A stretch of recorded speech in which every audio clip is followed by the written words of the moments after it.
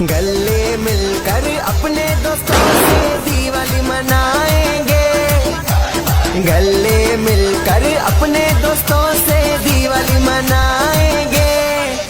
अरे ओ बहन भाई आओ दीप जलाएंगे, अरे ओ बहन भाई आओ दिए जलाएंगे।